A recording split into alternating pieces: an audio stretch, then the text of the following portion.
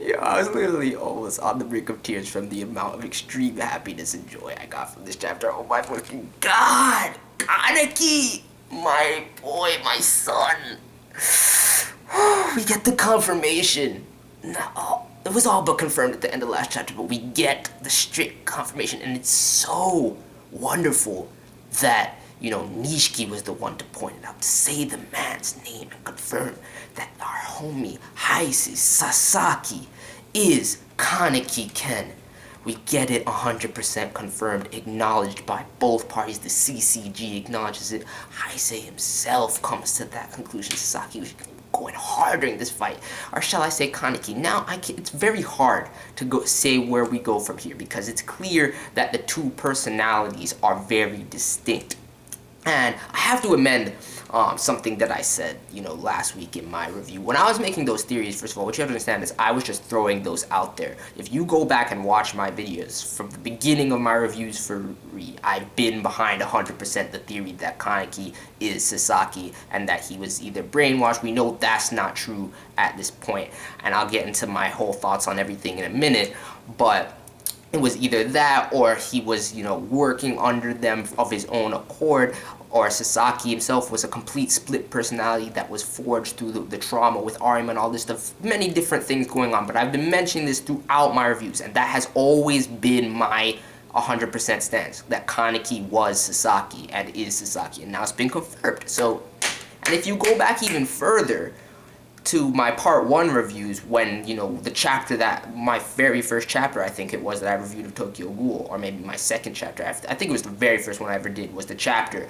that Arima, you know, took out Kaneki, gouged out his eyes, basically. And I've been saying since that review that our boy would come back. I've been saying it. I had many reasons. You can go back and look at those videos. I don't really want to restate them here. They have a lot to do with Hide and the way things played out with Arima and a bunch of things of that nature, and just how Kaneki develops and whatnot, just how the story is written by Ishida. We all knew. We get the confirmation. Yo, I'm so happy. I'm so hyped. This chapter was amazing. I said last week was the best chapter. This was the best chapter so far. Tokyo Ghoul chapter 7. Oh my god. Oh my goodness, I'm so happy we got this right now. We got the confirmation. Not only that Kaneki is Sasaki, we get the confirmation that Serpent is Nishiki, and we all knew that Serpent was going to be Nishiki, and we all knew that Sasaki was going to be Kaneki, man. I mean, there was a lot of stragglers, a lot of people holding out, but we all knew that. And one more thing that I want to amend from my last review is, in making those 2 other theories, which I'm trying to tell you, I just wanted to throw theories out there. I like crafting theories. I didn't actually support those theories. My main theory has always been Kaneki is Sasaki, so to get that out of the way. But in trying to make that work, I did kind of conflate some things and misstated. It is not, you know, a result of the Kagane transplant that Kaneki saw Rise. It's not a result of him getting her Kagane. It's a result of the trauma and whatnot that he suffered, and having known Rise as a person and her personality, and wondering about her as a ghoul and the person that did this to him. I was just trying to conflate that and throw that out there as a theory if it could potentially be related. Another thing for my third theory, which is completely debunked now, both those theories have no say anymore because we know the truth, but was that Urie was speaking with his Kagane. That, I went back and looked at it. I apologize. I can admit when I was wrong. I'm sorry. I went back and looked again and again, and I realized that he was actually talking to Mitsuki. My bad, I was reading too much into it. So I just wanted to amend those things, but people just gotta be happy right now. Just be fucking happy. Yo, this chapter was beast. Let's get into the actual chapter. I've calmed down. The hype of the return of Kaneki, you know, has subsided. I gotta talk about everything objectively. This chapter, the fight between Sasaki and fucking Nishiki, alright? Shit went hard. The way that Sasaki was controlling the Kagane, man. Oh my goodness. Oh my goodness, yo. Oh my goodness. Cause like straight up manipulating the Rinkaku, so it like forges into these different, you see like the sword variant, he has these like claw variants into like one single, like the centipede Kakuja version that he has. Yo, he was going in, and he was dual wielding with the Quinky, the actual like handheld Quinky that he has made. Yo, he was going in, and Nishiki was standing toe to toe with him. You see how much Nishiki has progressed in these 2 years that, you know, the time skip that we've gotten, or 3 years rather, my bad, because Nishiki was never at that level. Nishiki was never at that level to be able to stand toe to toe. Granted, even if it is the Sasaki personality that was in control for the majority of this battle, and you want to argue that Kaneki is better in terms of battle prowess than Sasaki, Nishiki was never that hard before. He went in, it was so good, pushed the man back, stabbed a hole through his stomach. And then Kaneki gets up, and you see him. I mean, you see, I'm going to start calling him Kaneki now. That's the problem. Then Sasaki gets up, and you see him genuinely trying to protect, the other two. And, Shirazu and Mitsuki and whatnot. And Urie is standing there fucking at a loss, like, what the fuck is happening? Like, Akira's words, like, ringing in her head. And they all hear the reveal that is Kaneki. When we see Nishiki unmasked, I was just like, damn! First of all, once I saw that panel a couple of pages before, where Sasaki was just looking mad sinister with the one-eye Kakugan on and whatnot, I was just like, that's clearly Kaneki. There's no way anybody can tell this isn't Kaneki, but we get the 100% confirmation. Every time I find something, that's what's always going on in my mind. There's no way you can tell me this isn't Kaneki. But, when Nishiki said that, I was just like, yes. And to see Nishiki, he looks so dope right now, but to see that it was him and Serpent as well, congratulations again, I have to say, to the Nishiki theory people that came up with this in the first place. I've loved it ever since I started to see the signs of it, and it's dope. It really works out well. Now, just the development of this episode, you have everybody being aware that, Sasaki, while they don't formally state his name to everybody like Urie and them, you see the newfound respect and kind of envy. Each of them have a different response to this. Shirazu having a newfound respect for him and reverence for him, while Urie is just jealous as fuck of his power and how crazy he is and how he couldn't even lift a finger to that. And then, Mitsuki is fucking scared. So, shit is definitely going to play out in a very interesting dynamic with the Kaneki squad. And next I'm going to start getting into Kaneki and Sasaki as dual personalities and things like that. But I like seeing the next big thing. We're going to get to see the homie Arima next week. I never thought we would see Arima this soon in Tokyo Ghoul. I never thought we'd get to actually see him this soon. He's going to go to a little counseling session with our young boy Kaneki Sasaki. I got to come up with some sort of blended name for them or some shit like that. But I cannot wait to see how it goes down. You see that, they basically, the Hirako squad and Akira had to come in, shut him down, because once Sasaki hears those words of, Nishiki calling him Kaneki, he's like, immediately confirms it himself by being like, Nishio-senpai? Only Kaneki. And we already knew, with all the fucking inner haunting things where Kaneki was kind of surrounding Sasaki and all this fucking... Since chapter 1 of Re, all of these indications from the look, the personality, the demeanor, all of the things about him that we've been saying time and time again. I'm so happy that we got it this early. I'm so happy that we got this early because, for one, I don't know what's going to happen with these two personalities and how they're going to reconcile, but Ishida will do it right. At this point, it's clear that Sasaki's personality is a result of two things. Either one can be, valid. Either Arima is controlling him and manipulating him, crafted this persona somehow. I don't know how. It's not a legit, I don't have any basis for this. I'm just throwing stuff out there, right? Crafted this persona somehow, or, manipulated with, how he had the black box at the end of part 1, which was clearly like Kagune, portion of Kaneki's Kagune, from his Kagune or some shit.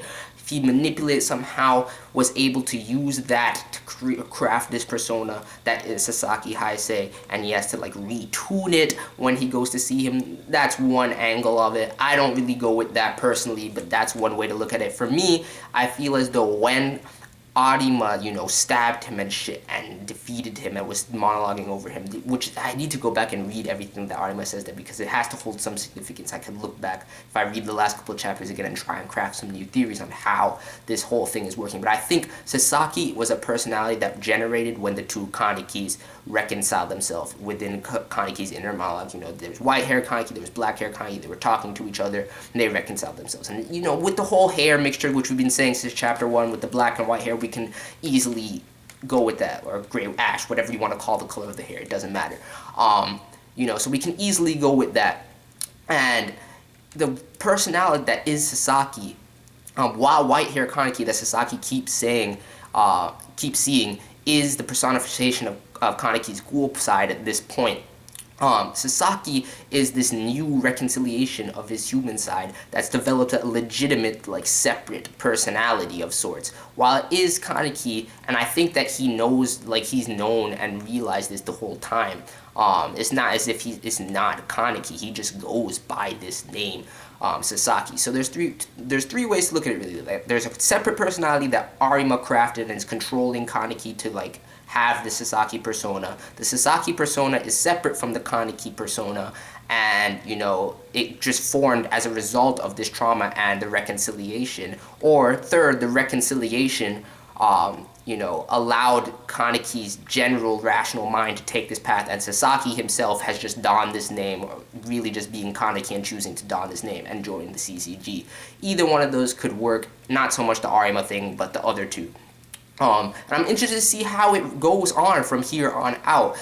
You see that the CCG is using him till they're not. Like, they will shut him down. They will put him down if he ever turns against them, if he loses control. And I'm wondering if Kaneki is being forced to operate under these conditions, or, you know, because of that, or you see he genuinely cares about Akira, he genuinely cares about the squad and everything like that. It's just so convoluted and confusing right now with these personas, and I can't really, you know, take a step back and think about it all the way through with the hype that's just built up inside me with this chapter. It was just too real. That fight was too real. It was too real. The reveals were too real. It was just going in hard. Like, Nishiki being revealed as Serpent, Kaneki being confirmed alive as Sasaki. Yo, everybody that hates on that's gonna hate on this, hate. If you did not want Kaneki to come back, I don't know why. I've been waiting for Kaneki's resurrection since the beginning. I knew he would not be dead. I said it before, and people, you know, there's lots of reasons. I always love to jump with the Hide thing, and Hide's tying into things. And we still don't have my boy Hide back. We still don't know if he's alive or dead, whether he fed himself to Kaneki or not, or just sent him down that path and everything. I'm rehashing and bringing up old theories from, you know, the end of part 1, because it's very relevant now with why and how Sasaki exists as a persona and how Kaneki is reconciled with the CCG. So I'm just so hype on me right now that Ishida would do it so early and reveal it so early. I knew it was coming, but I didn't think we'd get 100%, you know, blatant confirmation so soon. So I like how it's set up now. We can see how the dynamic between these, you know, two personas that is Sasaki and Kaneki come to, like, a head as the series starts to progress, and how he'll relate to the Quinkies. Now that Nishiki is there, I wonder what happened to him at the end of this chapter, honestly, because we don't really see what happens to Nishiki, whether he got away. I'm not sure, actually, because I know he got hit back, and then Kaneki started losing it, and I think he's scared. I was just so hyped at that point that might have, like, left my view, because I saw Hirako squad come in, I saw Akira come in, and people just let me know, because I need to go back and read this chapter again, honestly. This is my initial reaction, and I'm going to state it as such. It's not so much a review as it is my reaction and me just stuff coming to mind. But yeah, let me know your thoughts, theories you might have, how the personas work, whether it's two distinct personas, whether Kaneki is aware of this and he's suppressing his ghoul side,